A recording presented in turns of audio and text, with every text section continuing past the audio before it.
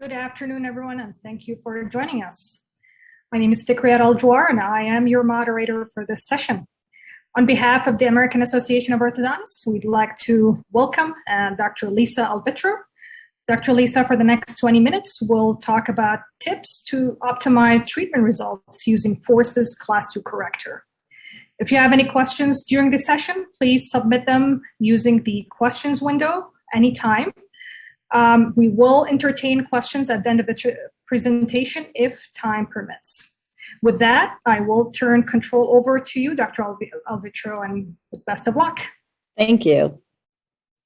Well, thanks for joining me as I share tips to optimize treatment results using Force's Class II corrector.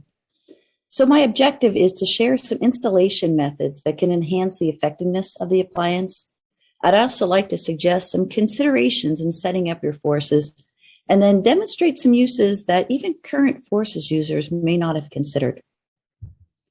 Forces is an effective Class II correction appliance, and one of its benefits is it's independent of patient cooperation.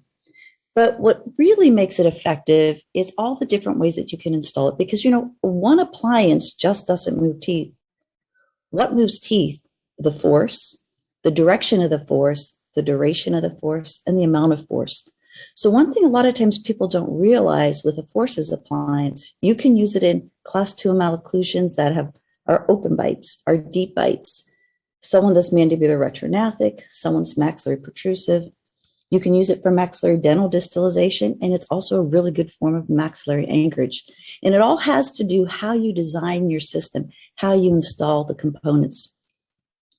So the other thing too, it's going to allow you to control maxillary mandibular incisors to optimize mandibular projection and facial aesthetics.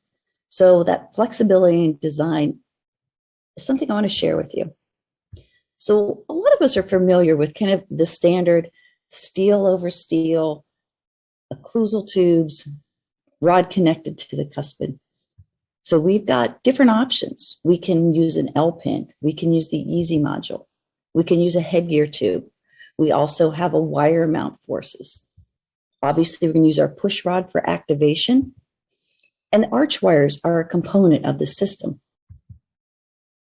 One thing I'd like to share with you, and it does exist in the notes, is there's a 96-page user manual. A lot of people aren't sure that actually exists, but it's really a nice resource, particularly if you're new to the appliance or maybe you've been using it a while. It's filled with different installation techniques and also with case studies. I'd also like to share this link with you as well, and it'll appear in the chat that the AO put together. It shows some basic installation videos that we have on our Dr. YouTube channel. So let's take a look at really the design of Forces. So obviously we have our spring, and that's what's going to create the force for us. Now, where does that force act on the maxilla? It intrudes the molar and also distalizes. Now, this vector here is really it's like a supercharged posterior hypo headgear. And in a lot of our Class II cases, if we can control that maxillary occlusal plane, if we can do some posterior intrusion, we can really get a lot of auto correction and increase mandibular projection just through controlling the maxillary occlusal plane. Now, what about the force vectors in the mandible? Obviously we think about the AP change, but we also need to consider the intrusion and how that can help with our deep bites in opening the bite. So we need to look at, whenever we're going to be using a Forces appliance, we need to think of both the vertical and horizontal components and how we can enhance those for treatment effect. Now let's take a look at some options. We can use an occlusal tube with an Easy 2 module. We can use an occlusal tube with an L-pin. We can use a wire mount. We can use a gingival headgear tube. And what you're going to start to see here is we go from more horizontal to more vertical. Now these are just the pin options. Now remember, you also have rod options. We can put a rod to the cuspid. We can go to an omega loop and an arch wire. We can put it at a first bicuspid. We can even go back to a second bicuspid if we want to. And again, what we're looking at is going from a more horizontal component to a more vertical component. And we can decide that based on our treatment needs. So we'll take a look at an example here. Obviously we're Class II, we've got a deep bite, we've got a decreased lower face height. So what do we want to do? We really want to minimize that intrusive effect on the maxilla. So what are we going to do? We're going to install an EZ2 module. We're going to take it to the cuspid, because the further forward I am in the anterior, the more of that intrusion we're going to be able to place onto those lower incisors. So that in a situation like this, we're going to be able to correct that class 2 malocclusion. Let's take a look at a case here. So when we look at, I'm sorry, I need to go back. There we go. So when we take a look at our case here, we've got a deep bite, but we really like the maxillary incisor display, don't we?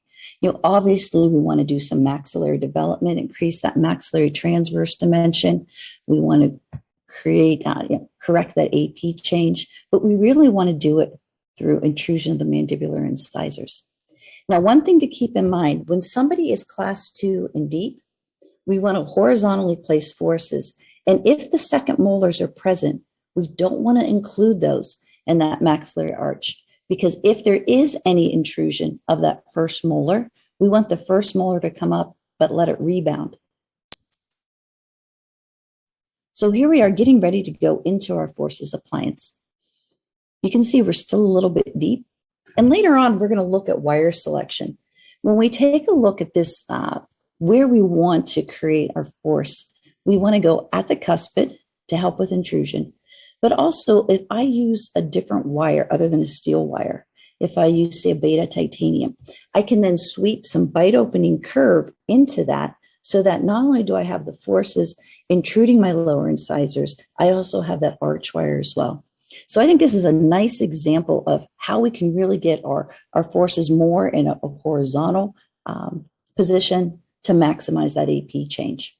So even when we are laying horizontal, if I don't include that second molar and I do get a bit of intrusion, it's not going to harm my case, because I'm using the posterior, the second molar as a posterior vertical stop. And once I simply take my forces out, that molar can rebound. So think about that when you've got cases that are deep and a decreased lower face height. You want to intrude the lower incisors. You can still go into your forces when you're deep, but put some bite opening curve into that bottom. Consider going to the cuspids to help with the intrusion, and then activate ideally. Let's take a look at a completely different situation. When this young man presented, we've got a significant, AP difference we want to work on. But we also have a vertical component as well. So what we're looking at to get from here to there, I'm thinking I need forces to help with the AP correction, but I also need to control that posterior vertical. So in this situation, I'm thinking I want to put my forces at the first bicuspid. That way I can help control that posterior vertical, kind of like a posterior hypo headgear. I can also create the AP change. But here's the thing, when I move back in the arch with my rod, it's easier to control my lower incisors, because here I really want to watch those lower incisors. I don't want to over procline those incisors. So what happens when your lower incisors start to procline too far? You start to lose the overjet, and you can't make the same AP change. You can't bring that chin as far forward because you'll run out of overjet. So when a patient presents like this, I'm considering this is the setup I want to use. So let's take a look. So here's the young man, and he's just such a sweetheart. He looks at you with those eyes, and you really want to help this young man out. Obviously, we're not making a lot of promises, like I can make you perfect. I know I can make you better, particularly if I'm going to use my forces appliance, because I don't have to rely on him. And again, remember, I can set up the force vectors to optimize our treatment result. So here we are, completion of treatment. And actually, this is after he had been in retention about 3 years. So you can start to see some of the versatility with the forces appliance. Let's talk about some where we need it even more vertical. We may start out at a bicuspid and it'll become vertical, but as we start to swing forward, maybe we even go back to the second bicuspid. You can put a forces any place you want to. You just have to think about, what do I need in this case? So let's take a look at one. It's a young lady I met when she was 8. Obviously, she had a pretty nice habit going, put several different habit appliances, which she could take out or work around. And then here we are at 11, and it's time to get started. So we're going to remove our habit appliance, and we start thinking about treatment planning. But let's take a look at how she turned out at 13. And then she recently came to see me. Now she's a college student. And at first she scared me because she's like, Lisa, I lost my retainer a long time ago. Everything's messed up. So actually it wasn't. So I was really, really thankful for that. So when we see somebody that has an open bite and they could benefit from the rotation of the maxillary occlusal plane so that the incisors come incisal and then the posterior teeth intrude, let's think about how we can set up forces vertically. So we've got the gingival tube, which is an option. Say you don't have any gingival tubes, maybe you just have occlusal tubes. Well, here's the thing. If you use an L pin, you can take and bend that up and create your own vertical component. Or you may even decide, let's go back to that second bicuspid with the shortest rod that we have. Now we go back to that force diagram, and what are we trying to do? We want to maximize this. So obviously we're going to install it vertically. I also like to use a flexible arch wire in these cases so that the dentition can respond to that intrusion. And here you need to include second molars, because if I take the first molar up and I leave the second molar down, that's not going to really help me. So in your deep bite cases, stay off the second molar till after forces. In your open bite cases, make sure you include the second molars if they're there. Now, when I look at this force diagram, what force is going to work against me? It's this intrusion of the lower incisor. So what can I do about that? Well, there's a couple of things. How about if we put a more rigid wire in the bottom? That's one of the times where I'm going to put a steel wire in the bottom. So I'm going to go flexible against steel. Also consider some atypical bracket positioning. What if I take my brackets a little bit more incisal? What if I take them a little bit more gingival? That way I can have some extrusion, even just from that straight arch wire. What about if I even sweep some bite closing curve into that wire? So you're starting to see that not only is it the spring location, but it's also going to be the wire selection that's going to dictate the treatment response. So when we take a look, here we are getting ready to start. We're going to remove that habit appliance that we have. Usually I don't use a lower one, but every upper one I put in, she could get out or she would just simply work around. And here we are with finishing our forces treatment. And you can see we're at the second bite at this point. We started at the first bite to start getting some of that AP correction. But then as that mandible started to come forward, we then became too horizontal to get the intrusion that I needed. So I simply moved the rod back to the second bicuspid, and we slightly overcorrected here, knowing that there's going to be some rebound once the appliance is removed.